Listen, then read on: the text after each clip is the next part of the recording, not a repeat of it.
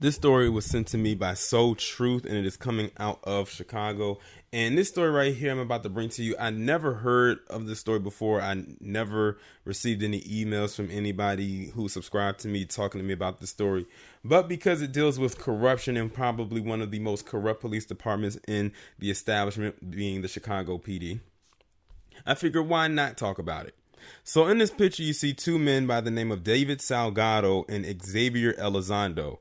And a jury has found these two cops guilty in a huge corruption case that happened up there. Ironically, I said that Chicago is one of the most corrupt police departments in the establishment. I'm going to go ahead and read this article and see what else comes out of this story. A federal jury on Tuesday found two Chicago cops, David Salgado and Xavier Elizondo, guilty of all counts of a corruption case. Both men were convicted on each of the 5 counts they faced in connection with using bogus information to secure search warrants to steal cash and drugs. Now, that's not surprising because it's many departments where cops have done this and still continue to do this. I remember when it was a story I did out of California where they said that these cops were pretty much stealing money off of the people that they were arresting and getting their money. But then I forgot what it was called. And they basically did not have to turn over the money that they stole. So basically they were able to get away scot-free with being some thieves. When the trial began earlier this month, defense attorneys described Elizondo and Salgado as crime fighters wrongly accused of a criminal conspiracy that included bogus search warrants and the alleged theft of $4,200 from a rental car search in January 2018. Last week, Elizondo also took the stand and testified that he once portrayed himself on the street as a corrupt police officer. He said it helped him cultivate informants. There's some trickery involved in it, Elizondo said. It's the nature of law enforcement. Working with informants is the nature of the beast. But Assistant U.S. Attorney Sean Franz Blau, if I'm pronouncing his name correctly, said the pair are corrupt Chicago police officers who betrayed their badges and used their police powers to lie, cheat, and steal. The feds accused Elizondo and Salgado of abusing a system that lets cops use anonymous John Doe informants. An informant working for the two officers gave false information to Cook County judges to get warrants that let the cops search properties where they stole money, drugs, and cartons of cigarettes, according to the indictment. Oh, these guys went all out. They also were accused of sharing the illegal proceeds with informants. Prosecutors used undercover audio and video recording to help make their case against the officers. The feds caught Elizondo telling an informant, "I'm the man who makes the deals and cuts the deals." They also caught him later complaining it would have been a good Christmas if cameras hadn't been found during a search of a purported stash house. After the officers realized in January 2018 that they were under investigation, Elizondo was caught telling Salgado on the phone, "Okay, well, you know what to do, right? Just relocate everything." Later, Elizondo allegedly told him to just make sure whatever you have in your house isn't there no more. You know what I mean? Well, these two right here are probably not the brightest bulbs because they're having this conversation and they realized that they were under investigation. So what do? Decide to have a phone conversation with each other.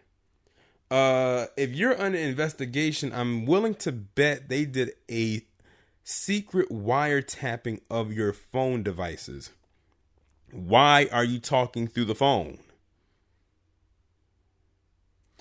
Crucial to the case was a search warrant signed by the now embattled Cook County Circuit Judge Mauricio Alraju.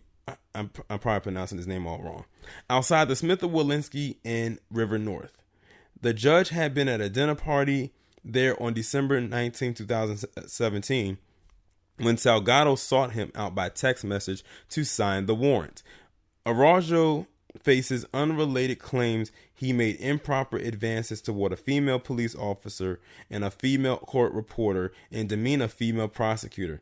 A Chicago Sun-Times review found Araujo approved nearly half of the search warrants issued in Salgado's gang crimes units over the years, but he has not been accused of wrongdoing with the officers.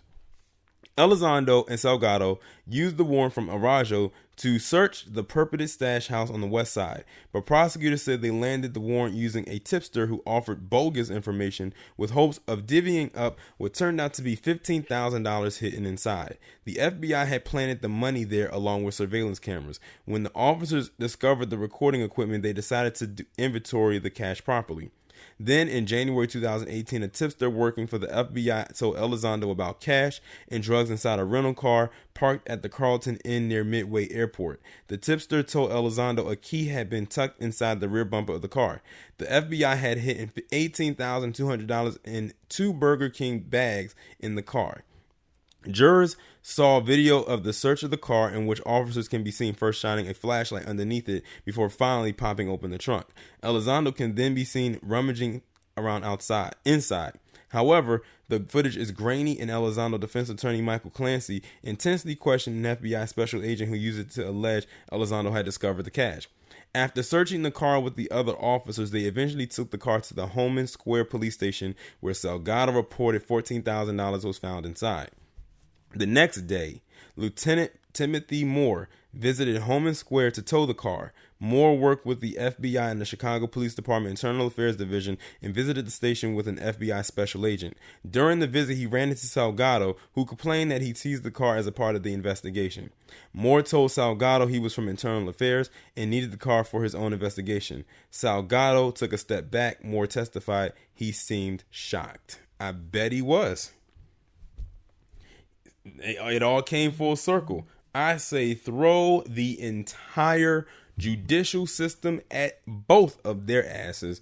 But see, like I said, they are not in a Well, I was about to say in a vacuum. They are not the only ones who are like this. I'm telling you. This is something that goes on periodically in various departments around the establishment. It's not shocking. It's not new. It's just rare that a lot of them actually get dealt with. Now, I wonder what they're going to be hit with as far as sentencing goes, because they got found guilty on all the charges that they were hit with, but we don't know how many years they're going to actually get. I'm going to see if I can try to stay on top of this one and see what the outcome is. But this was just like kind of a spontaneous story, because like I said, I didn't know this was actually occurring. So we'll see what happens. Y'all let me know what y'all think about this down in the comments, and I will talk to you in the next one.